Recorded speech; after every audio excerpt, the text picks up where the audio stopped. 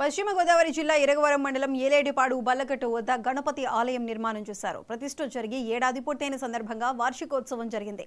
ఈ సందర్భంగా స్వామికి పంచామృతాలతో అభిషేకం, హోమం నిర్వహించి సామూహిక పూజా కార్యక్రమాలు నిర్వహించారు. ఈ కార్యక్రమంలో గ్రామస్తులంతా పాల్గొన్నారు.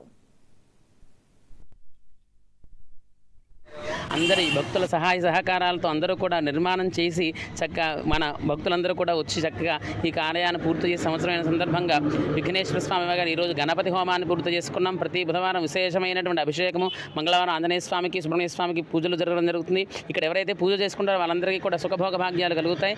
ఎవరు ఏ కోరికలతో గణపతిని ఆరాధన చేశారో వాళ్ళకి అన్ని కూడా కలుగుతున్నాయని భక్తులందరూ కూడా చెప్పుకోవడం చేత విశేష అభివృద్ధి అవుతుంది. మొదటి వార్షికోత్సవం సందర్భంగా గణపతి హోమం మరియు అభిషేకాలు, స్వామివారికి అభిషేకాలుగా మొదలైనవి జరిగినాయి.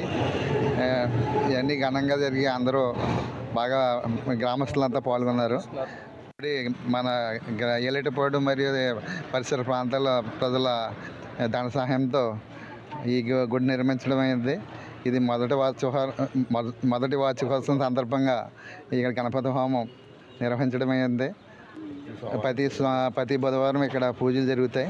సహకారంతో ఇవన్నీ చేయగలుగుతున్నాం. సంఘటహార చతుర్థి.